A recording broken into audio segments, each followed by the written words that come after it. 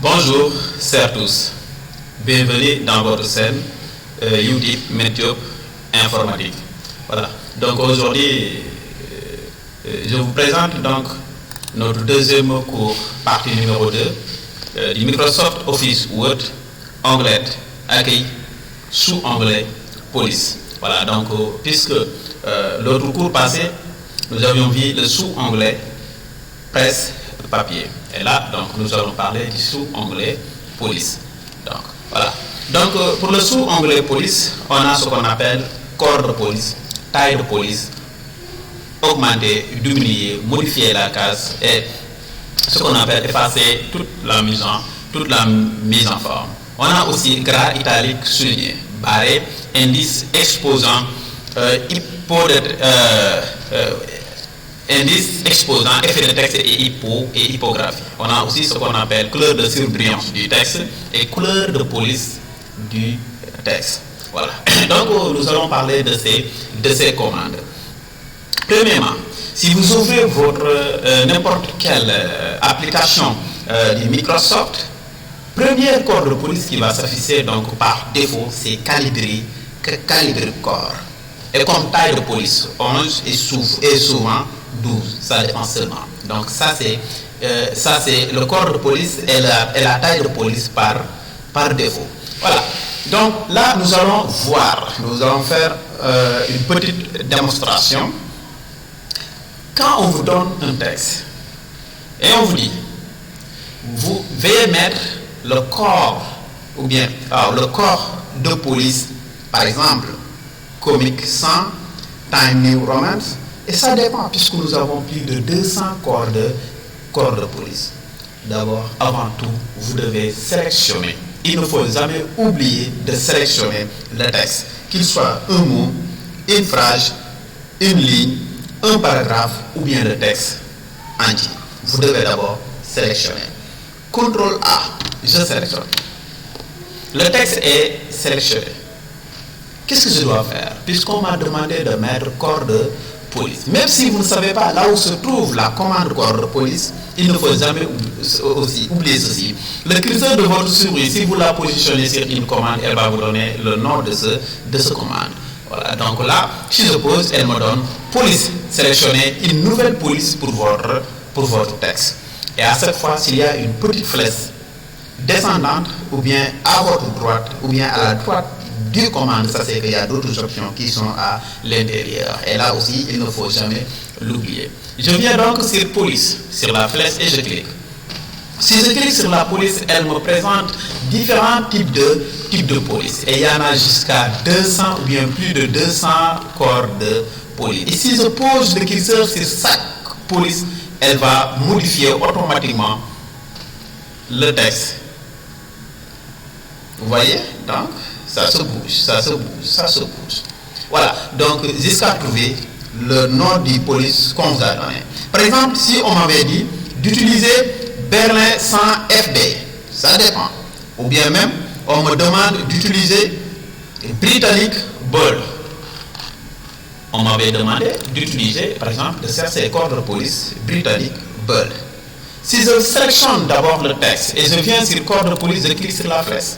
Je ne vois pas ici Britannic Bold, donc je peux circuler jusqu'à retrouver Britannic Bold. Ou bien, je peux écrire seulement, une fois cliqué sur la flèche ici, je peux cliquer Britannic, je commence à écrire donc Britannic, BRI.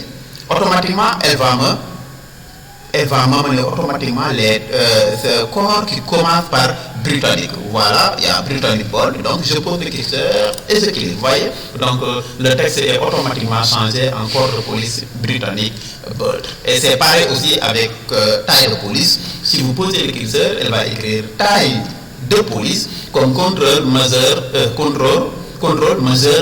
Voilà, donc taille de police, vous cliquez, elle va vous donner les polices, les tailles, aléatoire, par exemple, ou bien même par défaut, vous pouvez avoir jusqu'à même 100, ça dépend. Si vous voulez, ici il y a 72. Par exemple, si je voulais mettre 100, je viens là, je clique et je mets 00 et je clique là, elle va mettre automatiquement la taille de la police en 100. Voilà.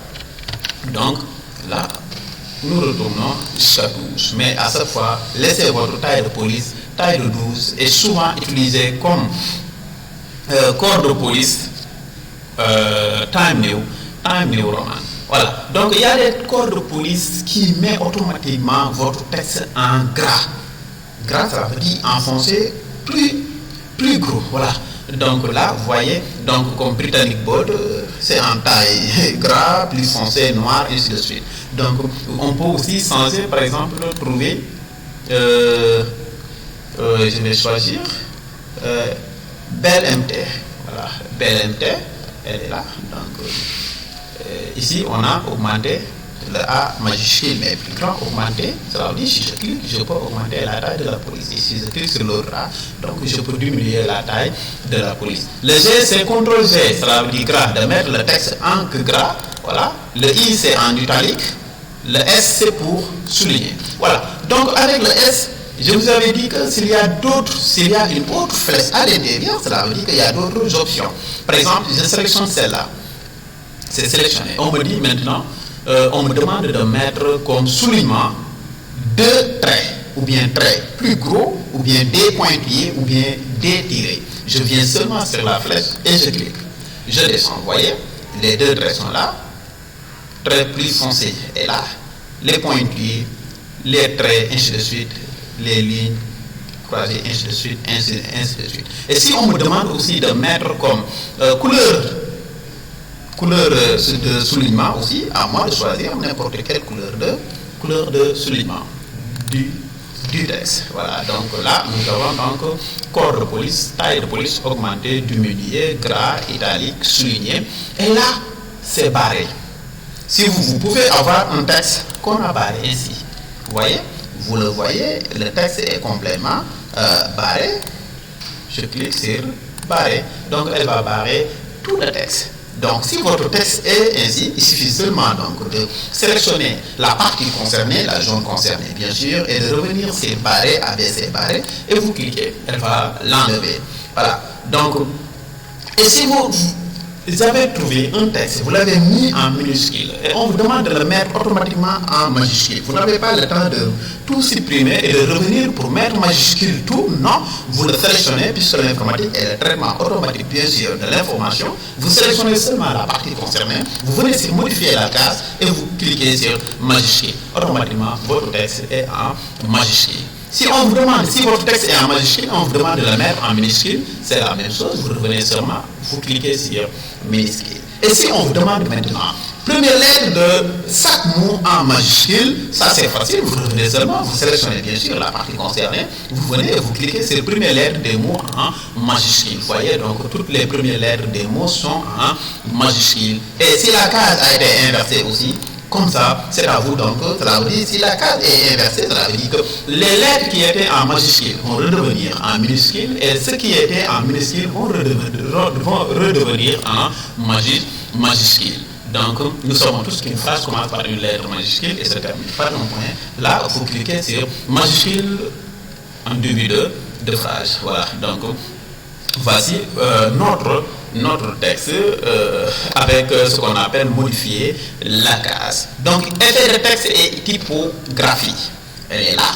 Si vous posez le curseur, elle va écrire effet de texte et typographie. D'abord, il faut sélectionner. J'ai sélectionné le sujet. Je clique sur effet de texte et typographie, elle va me présenter les différents effets de texte qu'elle a. Donc, si je pose le curseur, elle va me donner les différents effets de texte que je peux utiliser. Par exemple, j'utilise celle-là et je clique.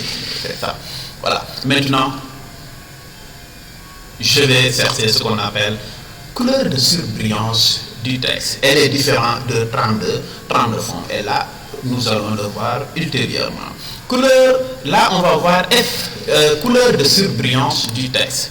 Voilà, donc c'est ça qu'on appelle couleur de surbrillance du texte. Si vous posez le curseur, à vous de choisir n'importe quelle couleur de surbrillance du texte que vous voulez utiliser pour ne pas oublier les mots ou bien les passages que vous voulez montrer. Par exemple, si vous cherchez quelque chose et vous ne voulez plus revenir à chaque fois trouver, faire, vous le mettez en couleur de surbrillance. Une fois que le texte défile, si vous le voyez, vous allez le repérer automatiquement. Voilà, donc ici, couleur de police, là, tout le monde le sait, si vous posez la question, donc là on a rouge. Pourquoi? Parce qu'on a utilisé comme couleur de police récemment rouge ou bien par défaut, c'est le rouge qui va s'afficher là. Si le rouge s'affiche, je peux cliquer directement sur le rouge. Si le rouge ne s'affiche pas, par exemple, on me demande bleu, je viens seulement, je clique sur la flèche et je cherche bleu, elle est là, et je clique sur le bleu. Voilà, donc c'était tout pour notre cours d'aujourd'hui avec le Microsoft Office Word. Premier onglet, accueil. Deuxième sous-onglet, police. Donc, on l'a bien terminé. Si vous avez des questions, vous pouvez les poser. Ou bien, si vous avez aussi des suggestions, aussi, vous pouvez les poser. Méthode informatique, Inch'Allah, sera là à votre disposition. Tout ce que vous avez besoin, Inch'Allah, nous ferons tout pour vous l'expliquer. On se dit à la prochaine. Mais n'oubliez pas de liker la vidéo, de vous abonner et de cliquer sur la petite cloche et de cliquer sur tout et bien sûr. Merci.